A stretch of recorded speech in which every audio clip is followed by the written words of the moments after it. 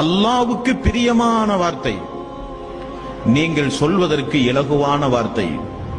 மீசானில் அந்த வார்த்தையை போட்டால் நன்மை தட்டு அதிகரிக்கும். அந்த அளவுக்கு சக்தி வாய்ந்த வார்த்தை எதுவென்று உங்களுக்கு நான் கற்றுத்தரவா? ரசூல் ஸல்லல்லாஹு அலைஹி வஸல்லம் அவர்கள் சொன்னார். நன்மையும் தீமையும் எடை போடுகிற அந்த மீசானுடைய தராசுல தான் மனிதனுக்கு பதட்டம் ஜாஸ்தியா இருக்கும். ஃபமை யாமல் மிஸ்கால தர்ரத்தின் ஹைரன் யரா வமை யாமல் மிஸ்கால தர்ரத்தின் ஷர்ரன் யரா.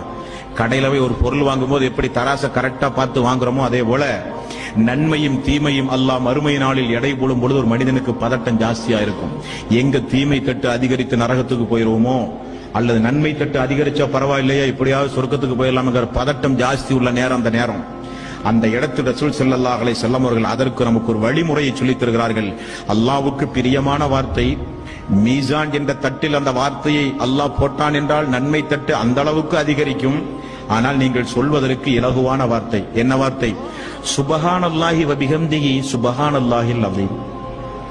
சுபஹானல்லாஹி வ பிஹம்திஹி சுபஹானல்லாஹில் அஸீம்.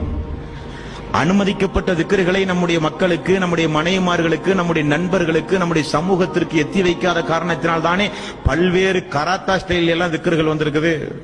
குங்ஃபு ஸ்டைல்ல, கராத்தா ஸ்டைல் எல்லாம் திக்ருகள் ஏன் வந்தது? அல்லாஹ்வுடைய தூதர் காண்பித்து தராத திக்ருகள், ஸலவாத்துகள் எல்லாம் இஸ்லாமிய சமூகத்தில் எப்படி ஊறு விடுச்சு? ரசூல் ஸல்லல்லாஹு